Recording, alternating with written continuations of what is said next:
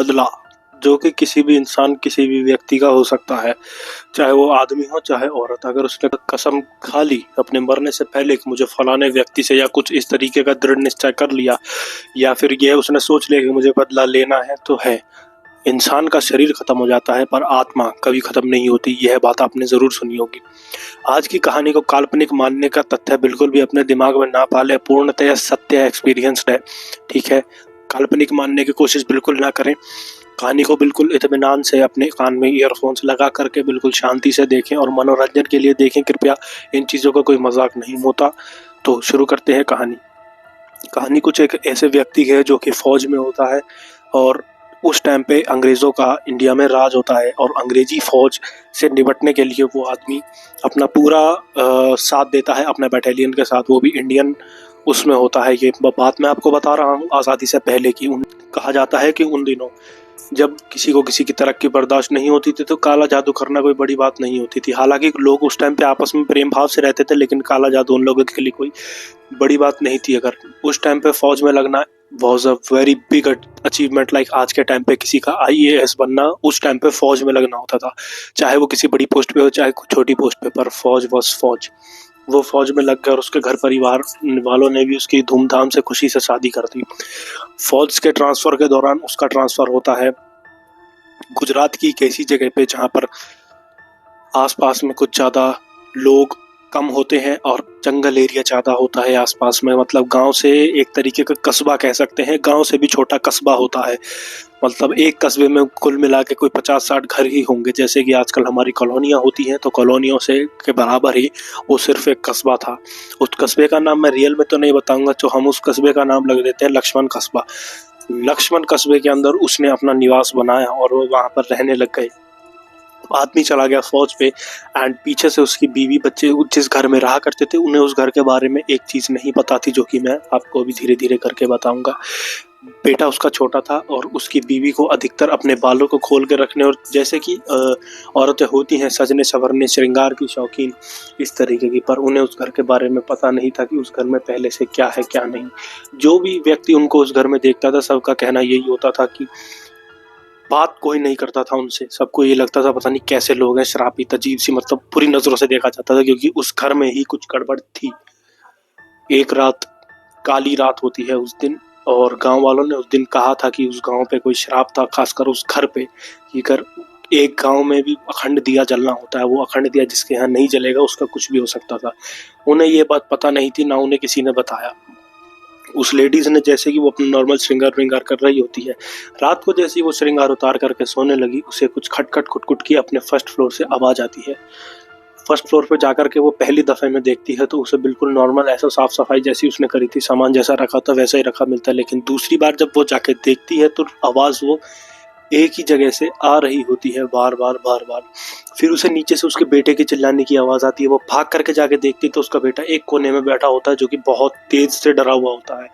वो कहता है मम्मी काली परछाई लंबे बाल, काली परछाई लंबे बाल। वो बच्चा कुछ बोल नहीं पा रहा होता, तो वो बहुत देर अपने बच्चे को बहला फुसला के सुला देती है। और जैसे 3:30-4 बजे का समय होता है उसे दोबारा वही आवाज आती है ठोकने पीटने की। और इस बार उसे रियल में कुछ इस तरीके की आवाज आई कि जैसे कोई उसे बुला रहा है, आजा आजा। वो जाकर के देखना जरूरी समझती है और उसे एक जोर का झटका लगता है और वो वहीं पे गिर जाती है। जब सुबह उसका बेटा देखता है तो वो अपनी माँ को एक बहुत बुरी हालत में पाता है, जिसमें कि उसकी माँ का उल्टा पैर अपने सीधे हाथ से टच था, मतलब लेफ्ट पैर राइट हैंड से टच था, और वो जैसे कोबरा पोजीशन में कर लेते हैं इस तरीके से वो थी। और उनकी शक्ल भी बदली हुई थी, उनकी आंखें भी बिल्कुल टेढ़ी हो रखी थी, बाल भी एकदम अजीब से हो रखे थे। वो बच्चा बहुत डर जाता और भाग के घर के बाहर जाता है। और उस टाइम पे तार वाला सिस्टम चलता था, तो उसने गांव के किसी जो मुखिया होता है उस मुखिया से बात करके वो बच्चा उस घर पे ताला लगा करके कुछ भी करके उसने कहा कि मुखिया जी मेरी मदद करो। मुखिया ने आके देखा, मुखिया भी डर गया, उसने मुखिया को कुछ नहीं कहा।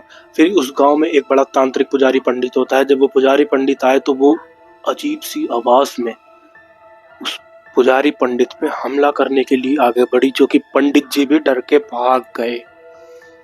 उन्होंने सोचा कि भाई, उन्होंने कह दिया मैं अभी इतना बड़ा संत नहीं हूँ, मेरे को पूजा पाठ में आए हुए अभी 5-10 साल ही हुए हैं, मैं नहीं कर पाऊंगा। पंडित जी भी भाग जाते हैं। फिर वो लेडीज जा करके मांस खा रही होती है, जो कि एक चिड़िया का होता है। चिड़िया पीछे उसकी मुंडेर पे आके बैठती है। वो उसे पकड़ के बड़े बुरे तरीके से खा रही थी, लेकिन वो घूम घर में ही रही थी, घर से बाहर नहीं जा रही थी। वो बच्चे को वो बार बार मारने की कोशिश करती है, लेकिन वो मुखिया वो घर का गेट बंद करके बाहर चला जाता है। और उस घर में से लगातार निरंतर चिल्लाने की आवाज आ रही थी उस लेडीज की। वो बच्चा परेशान हो गया, मेरी माँ से मिलवा, मेरी माँ ये, मेरी माँ को, जैसे छोटे बच्चे हो जाते हैं।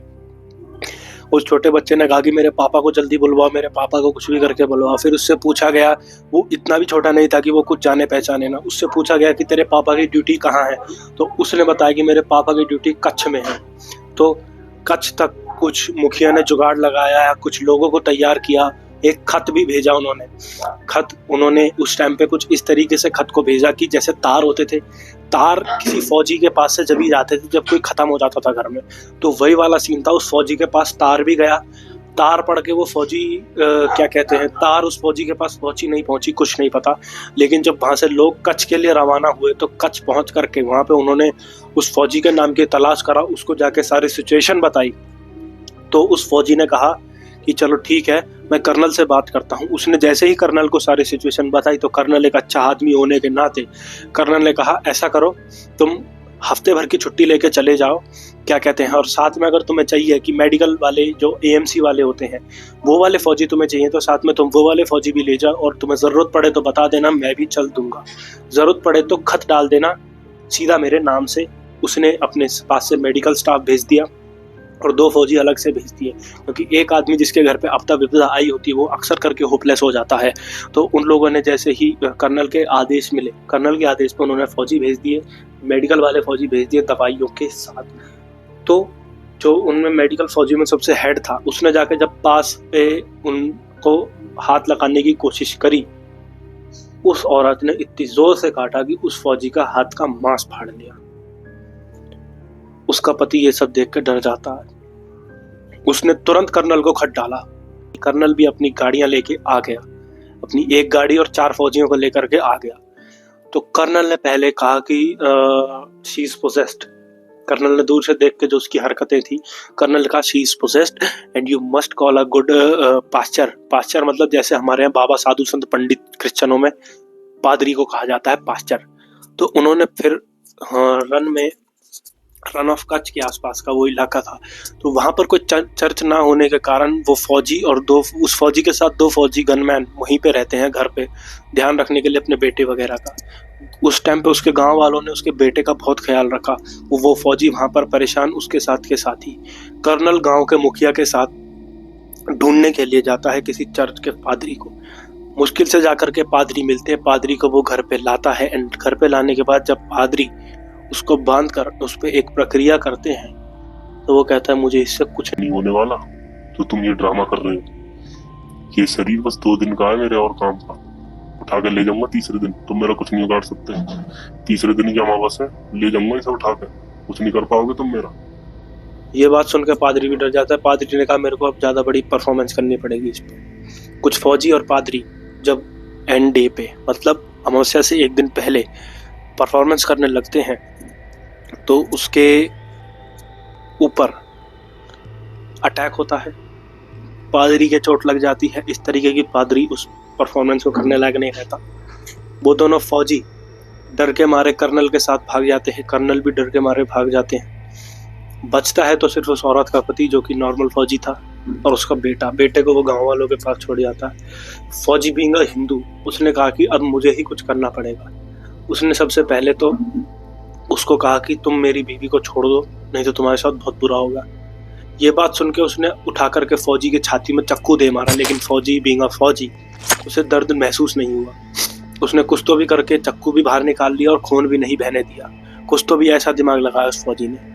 फिर एंड में उस फौजी ने अपनी बीवी को कुछ इस तरीके से पकड़ा और उसके कान में जब हनुमान चालीसा का पाठ करना चालू करा तो मानो कि कुछ ऐसा हुआ जैसे गर्म इंजन पे ठंडा पानी डालने पे जैसे एकदम ठंडा होने लगता है और अंदर से कुछ ना कुछ बाहर आने लगता है ना, जैसे वॉल्केनो फटने वाला होता है और फटने की जगह नहीं मिलती तो ऐसा लगता है कि बाहर निकलो और बाहर निकलो।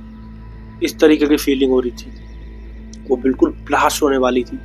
जैसे ही हनुमान चालीसा खत्म हुई तो वो एकदम हवा में ऊपर लेविटेट हुई और बड़ी जोर से नीचे धड़ाम से आके गिरी और बिल्कुल वो नॉर्मल हो गई।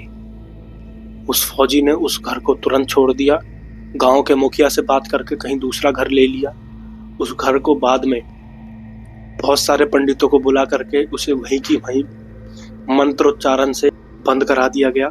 आज भी वो घर वहीं पे है और वो फौजी आज भी, मतलब उस टाइम का आज भी, और वो फौजी अपने बीवी बच्चों के साथ के घर में, उसी गांव के किसी घर में रह रहा है। खुशहाल जिंदगी बीत रही है।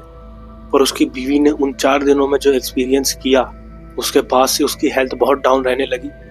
गांव में वैद्य था, उन वैद्य जी ने उनका इलाज चालू करा। धीरे धीरे करके इलाज के साथ साथ वो वापस अपने पुराने रूप में आती जा रही है। कहीं भी आप किसी भी ऐसे विला मेंशन घर में जाओ जो कि बहुत सस्ते में मिल रहा है और जिसके बारे में आपको कुछ नहीं पता, आसपास के लोगों से जरूर इन्फॉर्मेशन ले लो कि ये घर सही है क्या, XYZ 10 तरह की इन्फॉर्मेशन लेनी चाहिए। आई थिंक ये वीडियो आपको पसंद आई है। लाइक कर दो, दोस्तों में शेयर कर दो, चैनल को सब्सक्राइब करना बिल्कुल मत भूलना।